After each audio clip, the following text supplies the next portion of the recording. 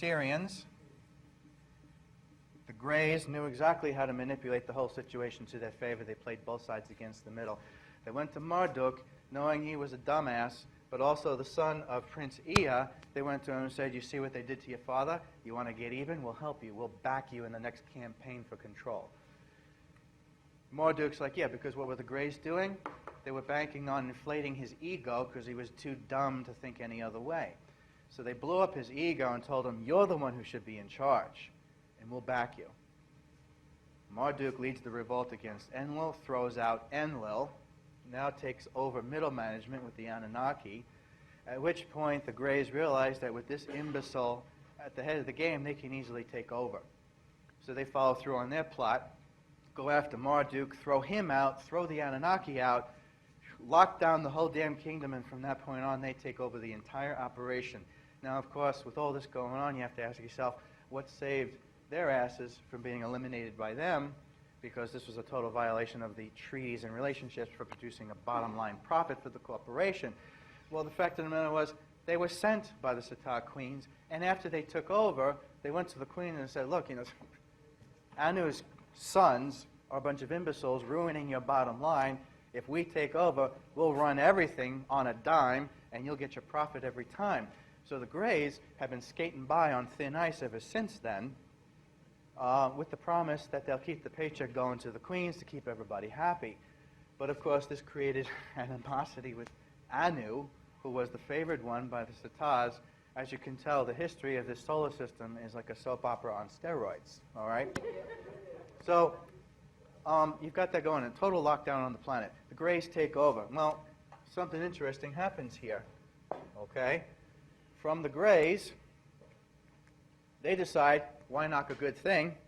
They decide to, based on the two-party system that already existed, they reinvent the two-party system. Only in their case, they call it, because of course now they are suddenly thrusted into the position of upper management. They wanted to recede into the background. They needed to reestablish a new two-party system to do all the work for them. So upper management, in this two-party system that's created by them, they invent the Raka pharaohs, okay, and the Raka shields, okay. And of course, as you already figured out, from Raka pharaoh comes the term Rockefeller. From Raka shields comes the term Rothschild, two-party system, okay. They invented that. Now, they were known as the stonemasons, and since they were allowed to walk freely among the population like a Schutzstaffel, they became known as the Freemasons. Greys are the Freemasons, okay? This is why there's always this favoritism towards the pale-skinned abomination that does not belong to the family of man. Why? So they get this far here, okay? Knowing that, in comes the Ankhils and the Moorish legacy. The Ankhils, who had a relationship with Ea and Ninhursag, saw all this crap going down. And even though they did not have a direct relationship with what was going on, they couldn't exactly step in forcibly. That wasn't their way. They realized where the gene for passion went and where the royal blood went.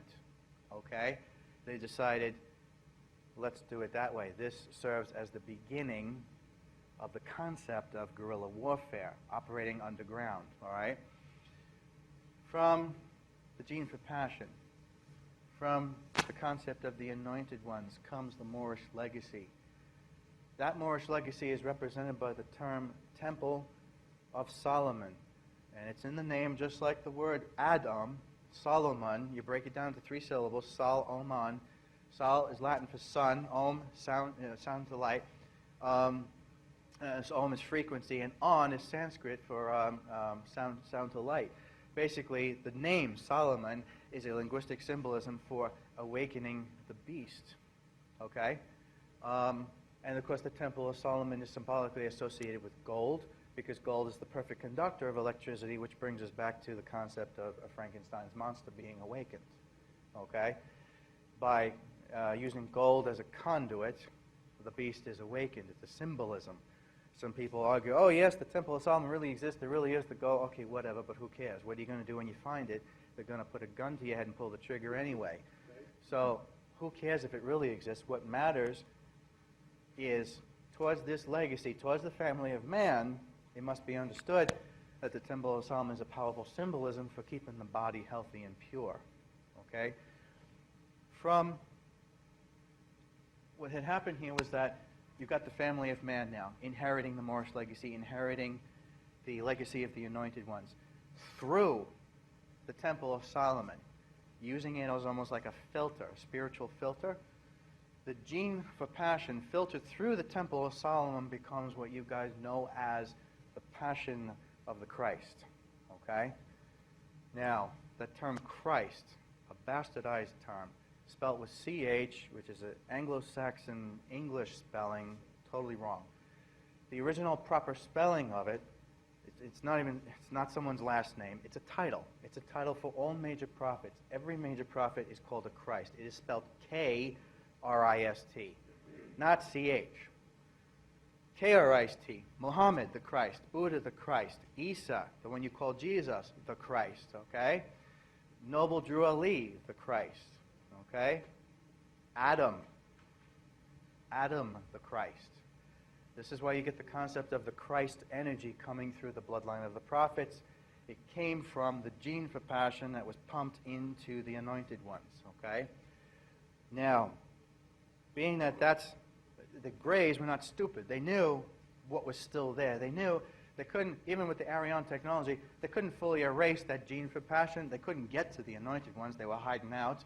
And even with the Adapas, they had to constantly keep them brainwashed. And God forbid they should be taught by the Iesu to wake up and realize their true legacy as custodians of the earth. You don't want the slave population waking up to that. What had happened was that with the Moorish legacy coming out of Africa, Mother Africa, all right? That's an important term because later on it's slandered and erased by the Masonic agenda and therefore called the Dark Continent, all right? What had happened was that there was a certain segment of the population in northern Africa which started becoming very warlike, losing its way with Mother Nature, losing its connection and responsibility. Remember, custodians of the land, responsibility to Mother Earth. This particular population in northern Africa started acting very warlike, troublesome. They lost their way. They began to experiment on themselves, mutilate themselves, to the point where they bled all of the color right out of their skin. No more color. They became the pale skins, what you now know as Caucasian. They became so warlike and such a big problem that the rest of the Moorish people got together and was like, what the hell are we going to do with these guys? You know, they just won't stop. They're going to overtake everything and destroy us. So they decided to banish them. This is where you get the concept of being banished from the Garden of Eden, okay? They decided to banish them, and by banishing them, they had to pick a spot to stick them. Well, there's only one continent on the planet that doesn't start with the letter A, and that's Europe. It's in the name, your rope. Rope, you hung yourself, okay?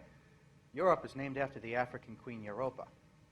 Europe was a dead wasteland, and it was used as a transcontinental prison to dump all the assholes who were causing a problem, namely the paleskins. So what happened was they cast it out of Africa because they couldn't stay there anymore anyway. They had burned all the color out of their skin, no more melanin. You can't sit in the sun anymore. I burn like a lobster when I go to the beach. So they had to get out of there anyway for health reasons. There were several reasons. One, they were no longer part of the family of men. Two, they were pale skinned. They couldn't stay in the sun anymore.